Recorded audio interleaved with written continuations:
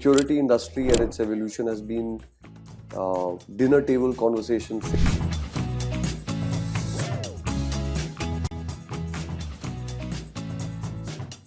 Look, traditionally what we think is like FMCG is a defensive stock, FMCG is a very defensive sector, but now this is new to me that security services is also more like a defensive proxy.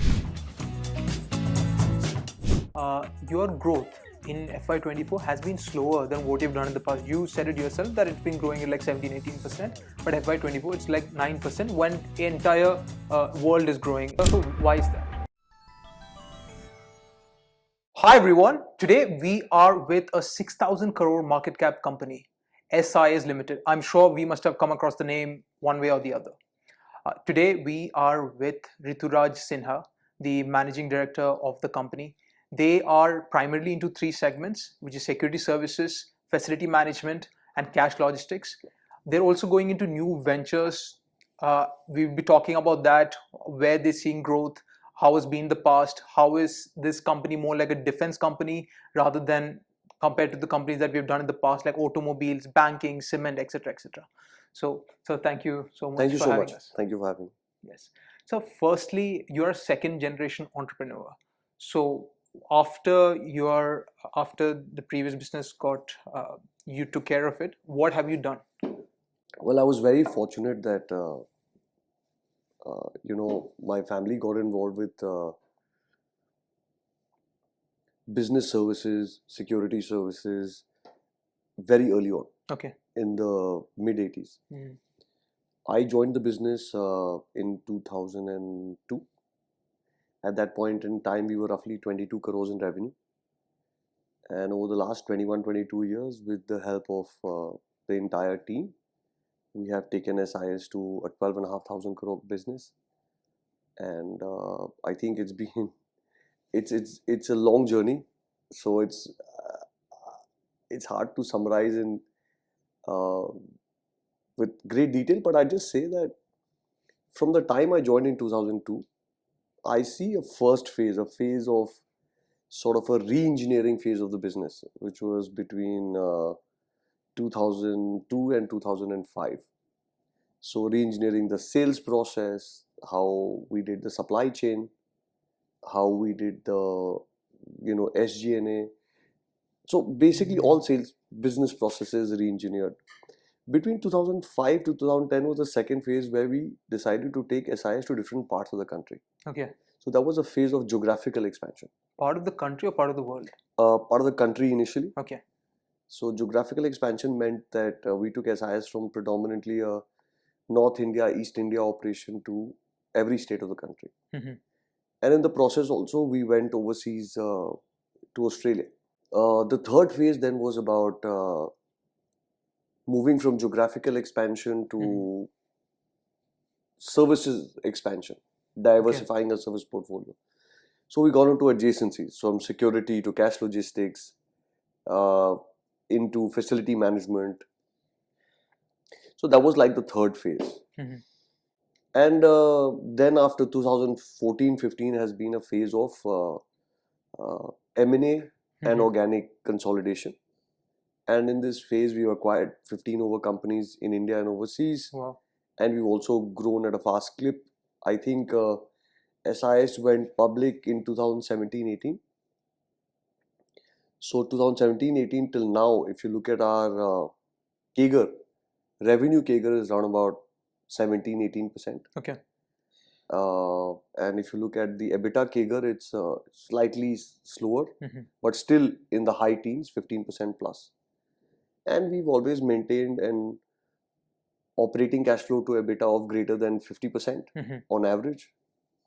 And we've returned over 400 crores to shareholders through buybacks and dividends. Yes. So that's the SIS journey in short. Okay. In the intro, I mentioned three business verticals plus the new ventures. If I go into let's say the first two verticals I mentioned, security services and facility management. We were just discussing and you said these two areas are directly proportional to the GDP growth. So can you explain why we would say that? So I think if you look at the SIS Mhm. customer ecosystem, how does SIS grow, right? First thing is that it's an annuity business, right? So our contracts are not for a delivery or a service for a finite period of time. These contracts are 3, 4, 5 years, and if you service them well, they are longer contracts. So it's like an annuity business. Okay. That's why over our last 100 months, SIS's month-on-month growth is more than 1%. So each month we add 1% to our growth, and the total revenue base is not small. SIS's revenue base now is closing in on 1100 crore rupees a month. Okay. So that taking 1% or greater every month is a pretty interesting annuity story. Now, where does that growth come from? The first growth comes from minimum wage increase. So as a business, every time the government increases minimum wages, we pass through that cost to our customer. Okay. So no matter what happens in the country, minimum wage has to increase. And that for us is the first level of growth we get. The second level of growth comes from the economy itself. So a very basic example would be that any building that you see, whether it's a government building or a metro station or a railway station or a corporate office, shop, mall, hotel, hospital, whatever, you will see cameras, you will see guards, you would see some cleaning staff. And if it's a business, it will transact in cash and somebody will be picking up or delivering cash. So that's why I say that our business is proxy on India's growth. Okay. Right? So if India is going to have an infrastructure boom, every building or warehouse that is going to be constructed, government or private, will need these services. And the beauty is that even in crises like COVID, the demand for this service doesn't vanish. So in fact, through COVID period, we didn't have contract cancellations. People didn't stop using guards or they didn't throw away their cameras. So very unique part of this industry is that it grows when the economy grows. In fact, it grows 1.5x GDP. Okay. And even during COVID when the economy shrank, we grew. So that's the inelasticity of demand. That's why we call it essential services. And the third layer of growth is basically competition, right? Contracts we take from competitors, etc. Market share. So these are the three layers. So just to summarize what you just said, when the economy is growing, I mean GDP is growing. Because of GDP, inflation is also growing. Because of that, the minimum wage rate goes up, and because your customers are paying you based on the people, the people you deploy in their facilities, your revenues also increase. And look, traditionally, what we think is like FMCG is a defensive stock. FMCG is a very defensive sector. But now this is new to me that security services is also more like a defensive proxy play, right? Well, that's the reality. You look at SIS results in FY20, FY21 and FY22. You will see that in FY21 when Indian economy shrank, we grew. FY22 also, if you look at the entire period, you will see that we were the least impacted, first to recover through the COVID cycle. And when the economy came back and started booming, well, we've had the benefit of that. So I want to counter you on that point. Sure. It's not all, colors and fairy tales, but your growth in FY24 has been slower than what you've done in the past. You said it yourself that it's been growing at like 17-18%, but FY24 it's like 9% when the entire world is growing, meaning India is like 8-9%, right? Yes. But your growth has been slow. So why is that? So the 9.5% growth in FY24, if you dissect that, take away the international growth. Okay. In our business, roughly 30% plus revenues come from international operations. So that literally grew at nothing, at low single digit. And Indian businesses like security FM grew 12-13%. So the blended average was close to 9 odd percent. So if you want to see how SIS grew as against the GDP development in India, which was close to 6 odd percent last year, then you must look at SIS's Indian businesses growth, which was close to 12%. So from that perspective, we grew 2x GDP. Even if you take nominal growth, we grew 1.5x GDP. Yeah. Then now I just want to switch the pedal. You are in security services, then you went into facility management, cash logistics, now new ventures. Like, what was the progression? Why go into new facilities when this sector, like security service itself, is like growing? Like, what made you go into other sectors, other areas? Well, I think see, I've literally been born in this sector. My father started this business in his young days, and security industry and its evolution has been dinner table conversation since I can recollect. So when I went overseas to study in my college, my dissertation was on security industry and what we can do in security industry in India. So I've had this big idea always, which is that the largest security company in the world, the largest FM company in the world, and the largest cash company in the world, what if all of these three were to be owned on a single platform? Okay, that's what you did, SIS. That's the vision with which we created SIS. What I inherited was a security guards company. And then we built and we built and we built and we acquired, and then we've now created a platform which is largest in security. The number 2 operator is roughly 60% of our size. Okay. In FM, we are now number 1, and in cash logistics, we are a clear number 2. On a common platform. Why this is important? Because these are independent brands. They service their clients independently. Separate CEO, separate legal entity, separate CFO, cash flow, compliances, everything independent. But they sit on a common platform called SIS, and that platform allows them to leverage the same office network, client references, back office like accounting, legal, taxation. All of this is on a common platform, and the customer facing side is completely independent. So that's why I think, if you look at our peer group, there may be a large cash company, but it doesn't do security and FM. And there may be a large FM company, but it doesn't do the rest of the services.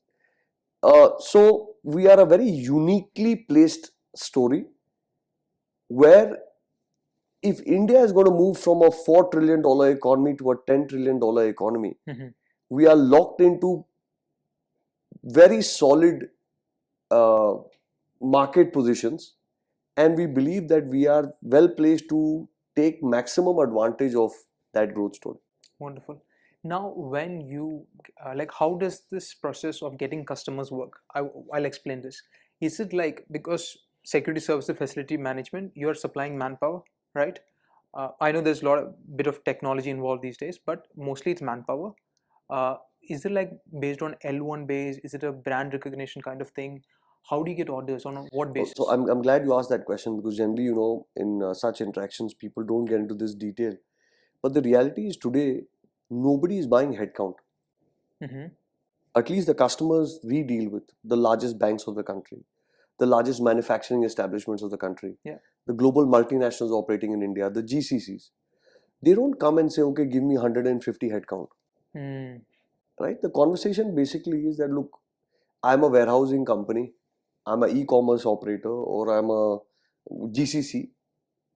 Can you do a security assessment on my site and tell me to secure my premises, man, material, whatever else, what is the security solution that I should get?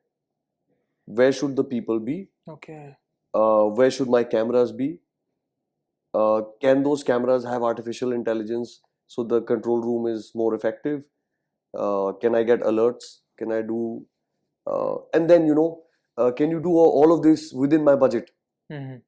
So you do the entire consulting and then the power of resources, supply of resources. You will never see SIS at somebody's household unless he's the MD of a company or something like that.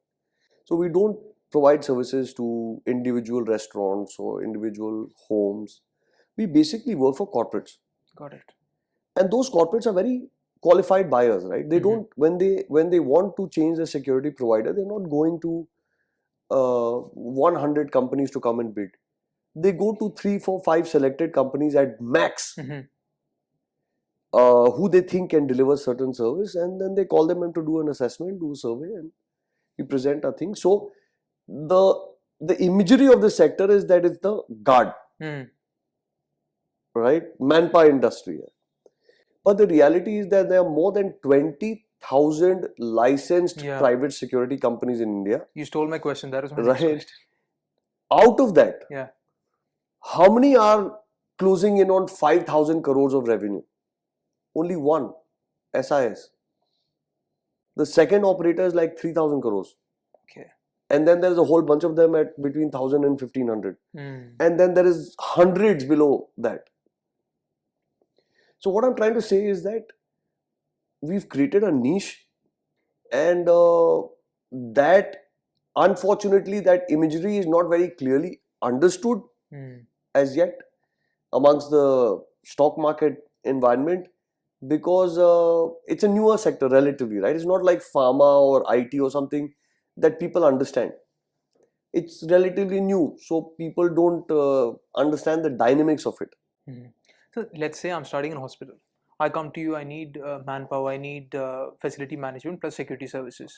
And it's not like you have, is it that you have people trained on your payroll that is just waiting to get employed in your customer's premises? Or is it that once I give you the order, like if I come to you, I give you the contract, after the consultancy, everything, you hire people, train them in your academies. I think you got like 29 centers. You train them, then you supply to me. How is it? So this is the supply chain management piece. Yeah. So the reason why SIS is so much larger than the next guy is also because we've solved our supply chain issues quite early in life. So whether it's security guards, supervisors, firemen, graduate training officers, different types of trades, they are continuously recruiting and training these people at our training academies. And then these training academies supply this to different branch offices basis demand. So it's a very interesting network where we recruit over 25,000 people each year, recruit, train, certify them, and then provide them across the country to get deployed into various contracts that we said. But at the same time, we also take a lot of experienced manpower who, is experienced in security, doesn't need to go to a training school, is not a fresher. So a lot of them rollovers also we take on.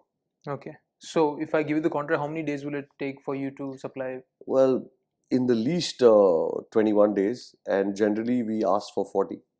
Okay, understood. And now you said there are 20,000 players, and it's not a negligible amount, and it's not like they're all inferior. Only 35% of the market is organized market, and you're one of those players, right? So there is significant challenge coming from these unorganized players. But do you think the new regulations, because there was a recent regulations that these security officers, they need to have minimum criteria they need to meet, and on top of that there should be someone who has experience working in the Navy, Army or the Air Force, they should be reporting to them. I don't remember the act name, but do you think these regulations will expand the share of the organized players such as yourself?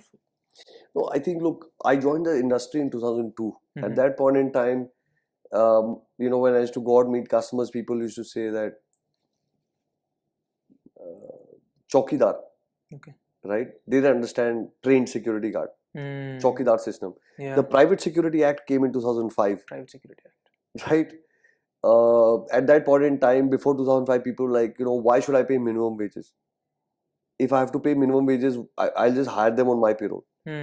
So starting out from there, today in 2024-25, we are in a situation where India is on the anvil of implementing labor reforms. Yeah. We are talking about living wages. We are talking about digitizing compliance. I think if I reflect back on this last 20 odd years, I think so much has happened to organize the sector better, which has yielded tremendous benefit for the worker,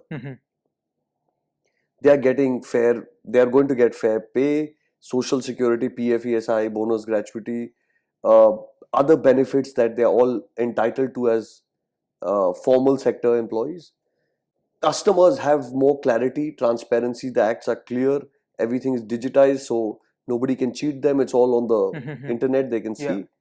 And for us as providers, it's a much more level playing field today than it was 10 years back or it was 20 years back. I don't think I have any reason for grouse. I think security has evolved, and when the labor reforms get implemented, you will see that SIS like companies will be one of the largest beneficiaries of labor reforms implementation. Okay. Also, you mentioned, what you're trying to say is that when more regulation comes, once it becomes, like minimum wage law, labor reforms, you're like the organized sector who is doing it very systematically, they're sharing thesis, they become a larger part. Also, before we started this, you said that the labor reforms, can you explain how it will impact you? Is it in a bad way? Is it in a good way? The new labor reforms. So labor reforms is a historic transformation. It's as big as tax reforms. Okay. It's just that it's lesser talked about. Let me explain. Every business in India, government, private, multinational, complies with labor regulations. There were 39 acts in India. Okay. There were more than 700 different kinds of forms and formats that is employers and etc. had to fill up and load. The government has reduced this into 4 simplified codes. Okay. And a lot of this manual form filling has been transformed into digitized versions of it, and much smaller as well. You don't have to repeat a lot of the tasks. So overall, the regulatory cholesterol has been reduced. It's good for every business in the country. Cost of compliance or headache of compliance is going to be lower. And for large manpower dependent industries like ours, I think better pay, better social security means better people ready to work for us. Longer periods of work, service length goes up. Our recruitment training costs go down, right? In front of our customers, there's greater respect for compliant operators. So overall, I think that as labor reforms, which was enacted in 2019 and 20 and 21, all the 4 codes, once it gets implemented, I think it's good for the worker, it's good for the corporates or the businesses, and it's good for service providers like us. So, but if minimum wage increases, like, you do not directly answer my question. Let's say if the minimum wage increases, how does it impact you? Negative way, right? No, not really. So if you look at our pricing, our pricing is very clear. Our pricing is based off a template. Okay. In which the minimum wage is, let's say, 100 rupees. And everything else is a percentage of that. So PF is a percentage of that, ESI is a percentage. So there's wage, there's all the statutory components, and then there is our costs, and then our profits. Our profit is a percentage of the cost. Okay. So if the government says that minimum wage goes from 100 to 105, everything else gets adjusted in accordance to that. It's not a renegotiation with the client. That's a contract. We don't have to go and renegotiate with them. All we have to do is attach a copy of the latest government notification, a page of the contract which says price review clause, and change the invoice and send it to them. Got it. So it's like a pass on. If the labor cost increases, the increase in cost is passed on to your customer. Absolutely. And your profit is kept as a percentage rather than absolute value of the contract value of the labor value. Absolutely. Got it. And now, can you talk about the cash logistics system? I think you're number 2 player in the country. Now, we did brush up on this before. The value of ATM withdrawals through debit cards have increased by nearly 3.2x compared to November 2016 data. November 2016, because that was when the demonetization really took place in 2017, right? So, but in India, you usually think that UPI is increasing. Of course, it is, but cash is not completely phased out. If you see pre demonetization, cash to GDP ratio was 14%. Now also it's 14%. So where do you see that business heading? No, so let me just clear the air on a few statistics. Yeah. I think currency in circulation in India stands at 33 lakh crore. Okay. Okay. UPI is booming. Yeah. Digital transactions booming. But as per RBI report, 85% of all transactions still happen in cash. Wow. 85%. 85%. In ways other than digital. Okay. Yeah. I think as far as ATM network is concerned, I think a large part of the DBT transfers that the government does, DBT means direct benefit transfers, the welfare schemes are drawn from ATMs. So honestly speaking, optically, because you and I haven't been to an ATM for probably months, if not years, we do everything digitally. We assume that, where is cash? The reality is that, India operates at various levels. I mean, life in Delhi and Mumbai is a little bit different from, the farmer in interiors of Motihari in Bihar, right? So, what I believe that digital transaction as a percentage of total transactions will continue to increase. There's nothing stopping digital. Total transaction in terms of value or in terms of number of transactions? Value. Okay. I think what will, however, happen is that people may or may not go to ATMs that much. Because today we are talking about micro ATMs where your kirana shop is acting as an ATM. You can give your card or do your this thing and draw money from your kirana shop as well. You don't have to walk to the ATM. Right? So, I think there is enough runway for cash. Yeah. ATMs, I would say, may decline. They are anyway flat. 220 odd thousand ATMs in India for the last 7-8 years. No growth. But cash in circulation is going nowhere for foreseeable future. And that I can say with great confidence, because government has taken action in demon, government has taken action post-demon, which has helped digital boom, but has not completely killed cash in circulation. Like you said, it was 14% of GDP. Yeah. It is 14% of GDP. Yeah. So cash is here to stay for a while. I'll correct you on one thing. I've been to the ATM because my landlord is still taking in cash. Oh, okay. But so the new ventures, look, you've talked about these 3 segments, including cash logistics. Like the new, because in con call someone asked you about headcount. You said, boss, we don't just look at the headcount because now we're trying to go into like other areas where headcount doesn't matter as much, but we're looking at technology which can generate like 100 crores, 150 crore per year, which is currently generating, right? I think your V Protect business generating around 100 crores. So can you talk a bit about the SIS ventures and the V Protect business? So SIS sees itself as a solution provider, not a manpower provider. We actively try and reduce manpower element in our contracts, which is because the cost of manpower will go up year on year. Yeah. The cost of technology will go down year on year. So to be able to meet the customer's expectations, if you load up that everything will be done manually using manpower, his bill every year will go up. Yeah. And then he will keep trying and finding somebody else who can do it cheaper. So it's in our interest and our customers' interest to try and use more solutioning. What is solutioning?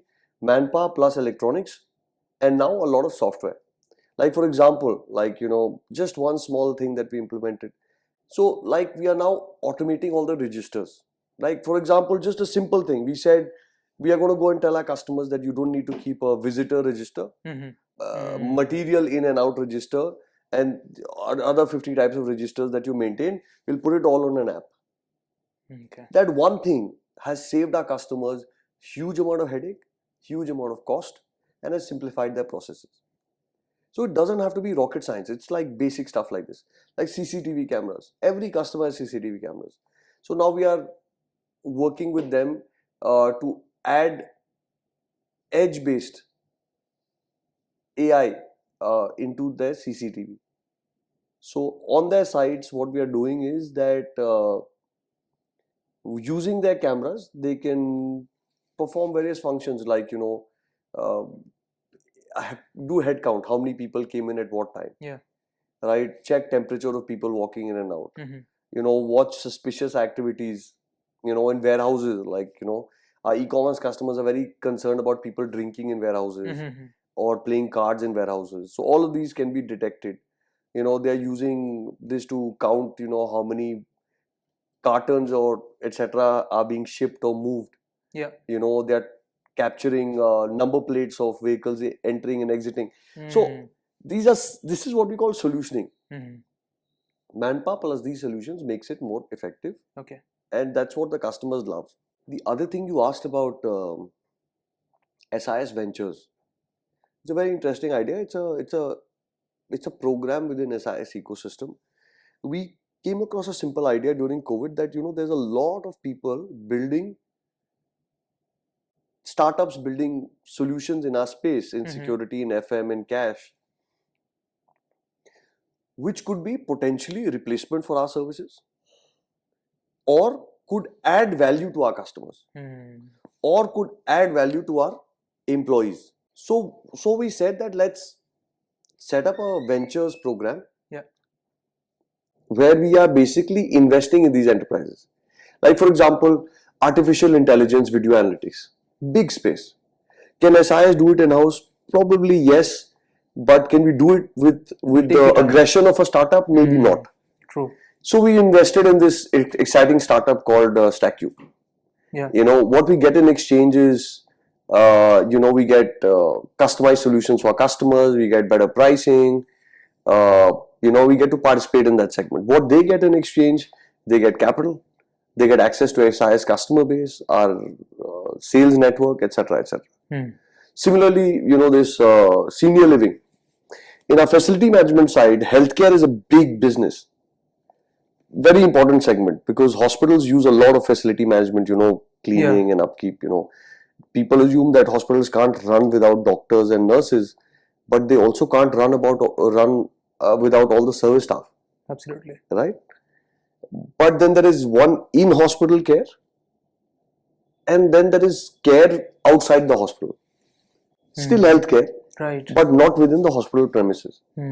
So we've been looking at ways to get into that space. And then this very interesting business called Imoha came up, which is a senior care business, which basically says that for elders who are living alone, children are living in other cities, other countries, they have a subscription-based program, an app-based program, plus human interface, where these seniors are logged into an app, so they get reminders for taking their medicines. Every day or 2 days, they get a call from what they call Imoha daughters. So a friendly young girl is basically calling to say, Auntie, are you taking your medicines? Do you need to go to a doctor? Do you want me to take you to a grocery store? Aapko chahiye to nahi, etc., etc. Just checking in. Got it. And then at a certain frequency, pre-agreed frequency, a yoga instructor is going to their house to keep them busy, or somebody like a pet care guy is going, or once in a while somebody like the Imoha daughter is just visiting at home to have a cup of chai with them. And then if and when they need medical assistance, they also get medical assistance. A lot of people, aging people who cannot live on their own, they are then moved out of own living into what we call senior care, where they are living in a shared accommodation, which is like a house of elders, where they need closer attention, right? So this was a very attractive segment. So we invested some money through the corporate VC arm into that. Okay. So SIS, I'd say, is always on the lookout, not just organically and inorganically, but also on the lookout for what could be potential disruptors in our sector. And why fight? Collaborate. Makes sense. Toyota also had the same strategy. They did not directly, I'm going into another lane, but they did not directly go into EVs, but through their ventures, they held stakes in EV companies so that they don't miss out if EV really spikes. Yeah. Anyways, I'm not trying to make it. No, I think Toyota is Toyota, but yeah. But this AI, look, CCTVs, like anyone can make, I feel. The hardware is not the value here. In Noida itself, you'll find 100, 200 companies, I'm sure. It's about AI. I can install the number of CCTV there is in Delhi. I'll attach the figures when we do the editing, but compared to Beijing or compared to Tokyo, is significantly lower. And even if we want to keep CCTVs, do you really expect people are going to sit and watch the video feed again and again? No, of course not. So you need AI here. And AI, you said, in terms of number of head count, heat maps, at what time are customers coming, if it's a retail shop. Another thing that is not here in India at all, that's what I feel. If it's UAE, if you go to UAE, if anyone has a check bounce case, he is a criminal, any crime is committed and it's in the system, there are several cameras. It's just not CCTVs, but these are intelligent cameras that can identify this person, report to the authorities, and authorities will be there in 2 minutes to pick this person up. That, from my knowledge, is not there in India. So I think the government of India has invested a lot in NatGrid, CTNS type networks. They have digitized a lot of records. I think the government is doing a lot on police modernization, but I think I'm not going to get into the public policing side. No. On the private side, I think I completely agree with you that the number of CCTV cameras in India are significantly lower than any other developed or developing economy. So as we grow as a country, as a society, there is going to be more use of CCTV. Second, there isn't going to be people to sit and watch all those camera feeds. It's just impractical. So AI will be the logical solution for this problem. And SIS is a complete believer in it. I think it's not the hardware, it's the software. Yeah. What we call in our ecosystem as smart cameras. So we go and tell our customers that you have a CCTV camera, but it's a dumb camera. It can do nothing for you. True. Let me make this camera smart through AI. And it's just amazing what CCTV can do. I mean, for example, one of the largest gatherings in this country in recent months has been the Ayodhya Ram Mandir opening. Yeah. And there was a network of 12,000 cameras in Ayodhya that day. Lakhs and lakhs of people from all over the country. Right?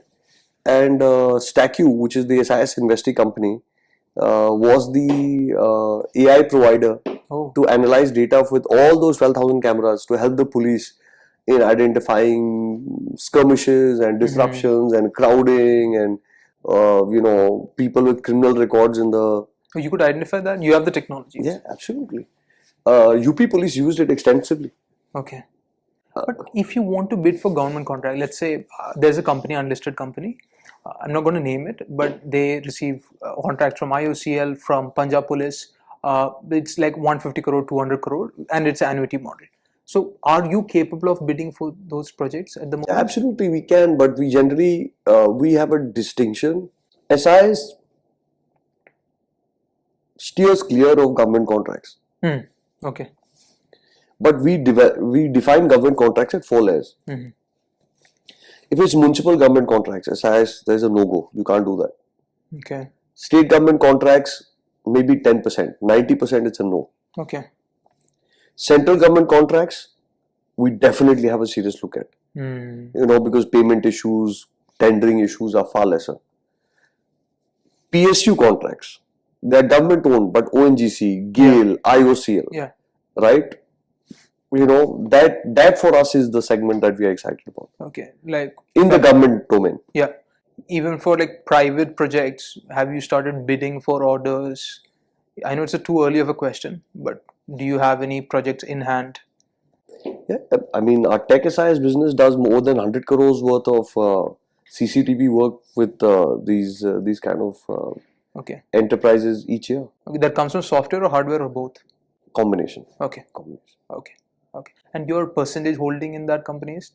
Oh, it's a 100% subsidiary of SIS. 100% subsidiary. Sorry, you own SIS Ventures, which is part of SIS, and the SIS Ventures holds 100% in StackU. No. So StackU is a SIS Ventures investing company where we have barely 10 odd percent. Yeah. Right?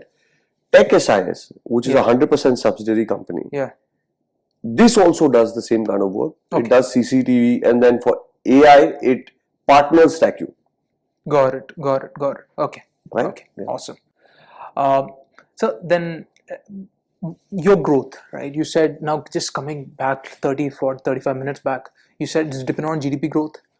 If I look at the biggest companies like Allied Universal, which started in 1954, 1958 types, they're the biggest company. Let's say your workforce is maybe what, 263,000, right? Their workforce is like 800,000 people. The name is Allied Universal, and how they've grown is very interesting. They've grown through acquisitions. They acquired G4S, which is one of the biggest player, and everyone knows about G4S. Back in 2020, then they acquired Secure America in like 2021, and that's how they became the largest company. It's owned by a private equity. It's not listed. So what I'm trying to say is that growth has been like 90% inorganic. So do you also plan in the future to grow through the same route? Well, I'm glad you asked that question. I think if you look at SIS's growth journey, we have made more than 15 acquisitions ourselves. So M&A is a very essential part of growth in this segment. Yeah. And SIS has always been an acquirer. But we've been a very selective acquirer. In India at the moment, the cost of organic growth, like last year, SIS on an organic basis grew 500 crores in absolute value. So for me to acquire a 500 crore security company is not that exciting. Yeah. Because the cost of organic growth is still lower. Unless there is something special about that company, if it has penetration in a particular segment or it has in a geography a leadership position, something like that. But still, in India and overseas, I think M&A is a very essential part of our strategy. Yeah. We have in the past demonstrated ability to acquire, consolidate successfully, and prove our thesis of the acquisition. And we continue to be on the lookout. I think in the coming quarters, you will definitely see some M&A reporting from SIS. Yeah. So here you said, I want to go international now, because you said selective acquisitions. You invested in a company called Henderson in Singapore, but you took an impairment charge, meaning basically you paid above book value for the company, and later you're like, no boss, it's not worth that much, and you have written the company down by slightly, like 65, 66 crores. So what went wrong there? So Henderson was acquired in 2019. Okay. We acquired a 50 million Singapore company. So it's not a very large company. COVID struck. Worse still, the promoter who we bought from, who was still holding shares, he suddenly decided that he wants to tap out. He wants to sell and go because he just was not sure where the business headed from here. So we bought his shares at a significantly lower price than the first tranche. Now what that did is that obviously the price of the enterprise is lower because the last share traded is at a lower price. So the auditors wanted us to adjust the goodwill basis the price at which we bought from the shareholder, which is logical. Understood. So we took a goodwill impairment. But case in point is that it was a $50 million business that we bought. It went down to $30 million, sub $30 million. Singapore dollars. Okay. During COVID years. Now it is again back to close to $40 plus million. It's growing back up. So the business is in good shape. What has happened on goodwill impairment has little or nothing to do with the performance of the business per se. Understood. It has more to do with the fact that initially, 2019 pre-COVID, we valued the business as X and we booked goodwill accordingly. In 2021, when we bought the promoter out at a discounted price. So obviously the cost of enterprise is lower, therefore the goodwill impairment.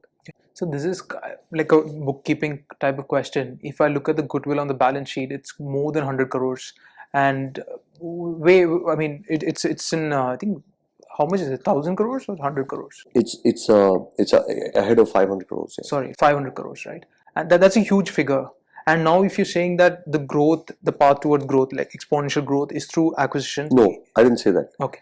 Let me qualify that. Yeah. 85% of SIS's growth has in the past and in the future always come from organic development. Okay.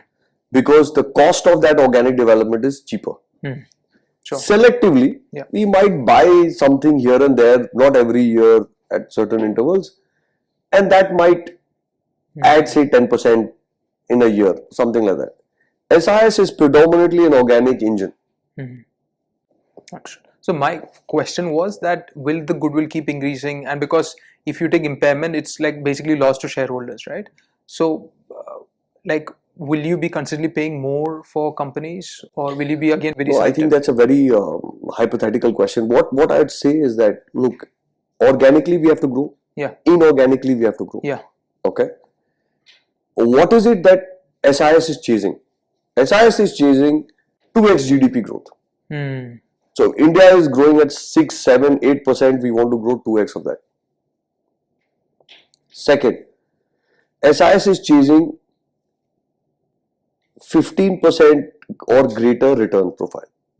Return profile means this is not in terms of margin, but like return on equity. Return on equity. Okay. And SIS is chasing an operating cash flow to EBITDA, OCF to EBITDA of greater than 50%. Okay, 50%. Why we are chasing these three things is because then SIS becomes a self-sustained ecosystem. It grows at a clip where it can, really capture the rise of India. The second is that it grows in a way that's profitable for shareholders. I'm a 70% owner. So, 15% return is the minimum I'm expecting on my investment. And then I don't want to go top up debt or top up equity into the business. So if it is generating greater than 50% operating cash to EBITDA, it will have enough free cash to continue to fund its own growth. Right?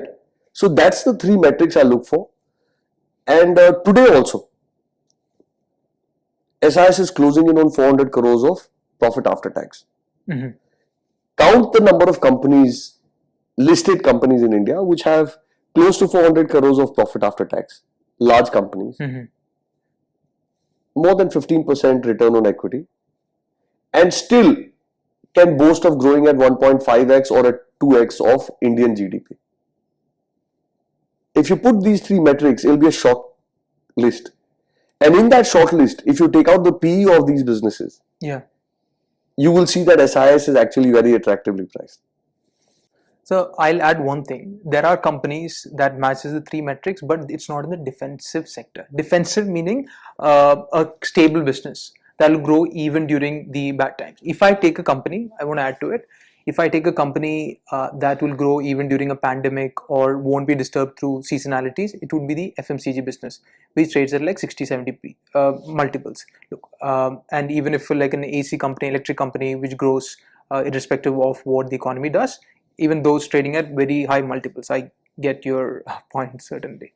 So what I understand, it's like a defensive company because you are not impacted by these pandemics or not as much compared to other sectors, and high return on equity, like the capital that you invest, you get a high return out of it, even though margins are like 4 to 5%. Okay, so that's my understanding. See, I think you have to understand on the margin piece. Pre-COVID SIS was 6% EBITDA margin. I think SIS can still go back to 6% EBITDA margin. We are close to 5 now, and we will climb back up to 6%. But globally, if you look at all the listed companies in this space for the last 40 years, you will understand that the margin profile of this industry is between 5 to 7. True. So therefore, for me, it's very important to be in the 6% plus EBITDA margin range. But what is more important is that my return profile should be 15% or greater, And what is even more important is that I should grow at 2x GDP. Understood. Right? This is not IT services. This doesn't deliver 20% plus EBITDA. Right? But that doesn't make it any worse. Like I said, it is not a small business. It has demonstrated since 8 years of listing or 7 years of listing, it has demonstrated it has not had any degrowth, it has not had any big mishaps, it has survived demon and GST and COVID and up and down swings both. Yeah. Our market positions haven't been lost. We are only built on our market positions. We are now on the anvil of spinning off our cash business as a separate listed company. Yeah. So I think we are creating value for shareholders, and not just paper value but also value in cash. 400 crores almost has been given out as dividends and buybacks in the last 5 years alone. So I can completely understand that it's not as well understood as it could have been, and that is something that we as management have to do a little bit more with. But I think if you look at the business performance, I think it's not been stellar, but it's been very steady. Absolutely, very stable. So, an related topic. If I go to an airport, there is no. I haven't seen SIS or G4S. It's usually the. It's from the army, or is it CISF? I believe, right? Who takes care of the airport security?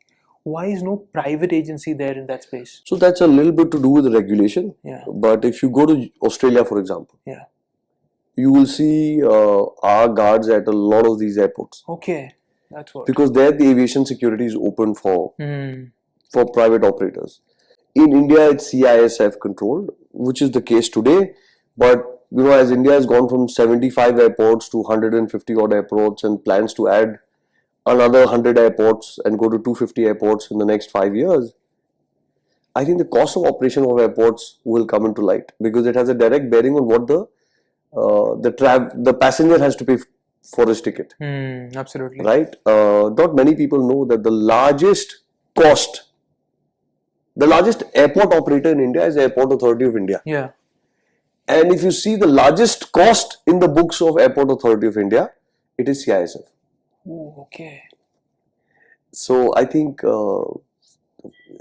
things should change over time as sense prevails. So last two questions. Like Noida Airport is opening up in April 2025, and 1,600 people have been assigned. Okay, and I know it's just the phase one, but 1,600 people is a large number of headcount, right? And why is it like? Do you actually think that private agencies will be let in to monitor the airports? Well, I'm not sure when the government plans to do that. There's a lot to do with the risk environment in the country. But Noida Airport, for example, Jewar, since the construction started, is protected by SIS. Okay. The entire construction. If you visit the premises now, it's a SIS secured site. But when it gets operationalized, who runs the security, who runs the passenger security, who runs the curbside security, who runs the baggage X-ray and security, it's entirely dependent on regulations and the owner of the airport. So let's see how that goes. Okay. So similarly, if I were to start an airport tomorrow, I have to give the security contract to CISF. No other option, right? At the moment. Yeah, at this point, yes. Okay, got it. But internationally, in the US and Australia, New Zealand, all these countries have private agencies. Well, it's different for different countries. In US, there is a separate government, partly government-owned TSA, Transport Security Agency. So it's completely different post 9/11. In Australia, it's privatized. In Singapore, it's privatized. In New Zealand also, it is privatized. I think this TSA and CISF, like TSA after 9/11, CISF has come after the 1999 hijack attempt. I think as long as safety is there of passengers, I think that's the thing that matters most. Great. So, very, as a, like, what do you say? I'm just intrigued. This cash logistics seems like a very fancy business, because you need to take the cash, put it in a truck, and that truck is like, I don't know, it's well protected. There are a couple of armed men. So, what was the worst incident that has happened during cash logistics, if you can share? Well, I think a lot of unfortunate incidents have happened. You know, we had once in Jharkhand a landmine that blew up a cash truck in the Naxal area. So I think, but this is long back. After that, government has also come up with guidelines, model rules for cash logistics in India, etc. Uh, they've tried to tighten the security apparatus such that it's lower risk. Because ultimately when cash gets looted, it never ends up in the right hands. Absolutely. It'll go to terror networks, it'll go to mafia, it'll go to some kind of wrong element of society. I think government is doing a lot there, and we've also jacked up our security apparatus using technology a lot, with GPS, immobilization, forecasting methods, this, that. So I think, but it is a relatively riskier business than security and FM. Okay. So it was wonderful chatting with you. Thank you so much for your time. No, my pleasure. Thank you so much. Thank you.